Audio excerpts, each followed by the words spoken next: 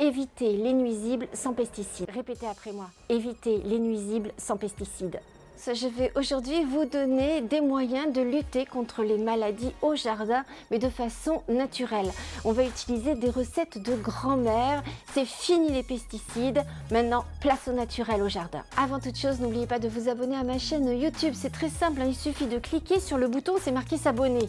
Normalement, tout le monde peut y arriver, alors n'hésitez pas. Aujourd'hui, il est important de jardiner sans pesticides. Pourquoi? Tout simplement parce que c'est dangereux pour notre santé, ça c'est la première chose, mais c'est aussi dangereux pour notre planète. Il y a des moyens très simples pour s'en passer et soigner nos plantes ou les entretenir. En fait, il y a un moyen très simple de voir que c'est dangereux, c'est que quand vous prenez ces pesticides, vous voyez, c'est marqué dessus, détruit tous les nuisibles, tous.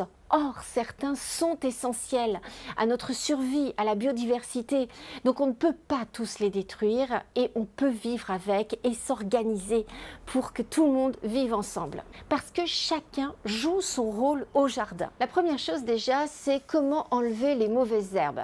Vous avez peut-être des mauvaises herbes qui sont dans vos allées, vous savez, entre chaque plaque et c'est très difficile de les enlever.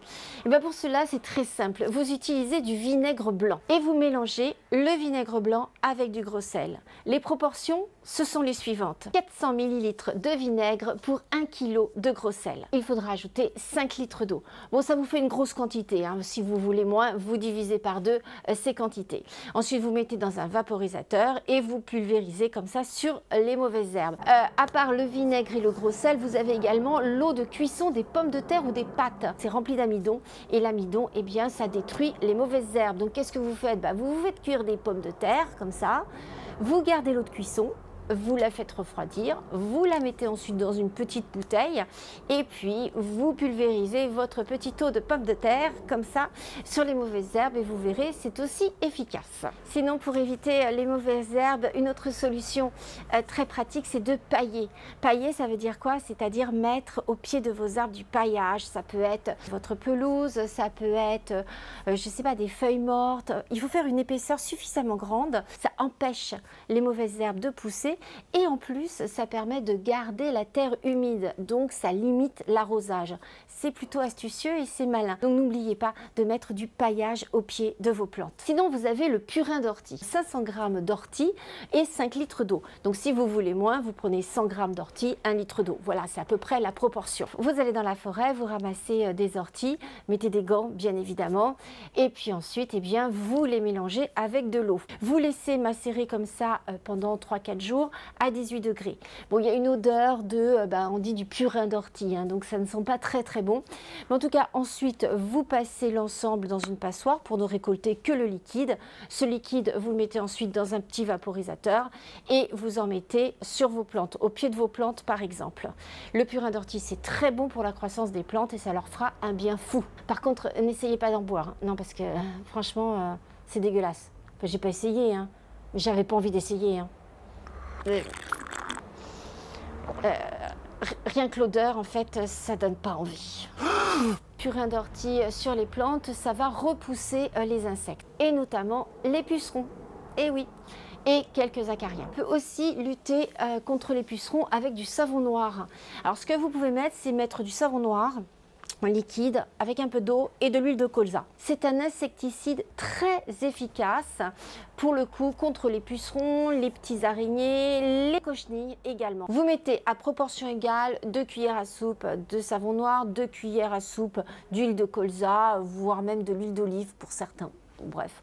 Et puis vous mettez de l'eau. Et là, vous le pulvérisez. Alors non seulement ça fait fuir les pucerons, mais ça les empêche de revenir. Oui, a priori, ils n'aiment pas trop le savon noir. Peut-être qu'ils ne sont pas très propres, je ne sais pas. Le moyen d'éliminer les pucerons de manière encore plus naturelle, c'est bien sûr d'utiliser des coccinelles.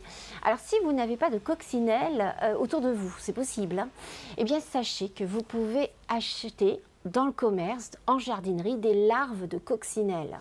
Et oui, ça se fait. Comme ça, vous prenez ces petites larves, ensuite vous les déposez très délicatement sur une feuille et ça va se transformer en coccinelle. Et les coccinelles, eh bien, qu'est-ce qu'elles mangent? Elles mangent les pucerons.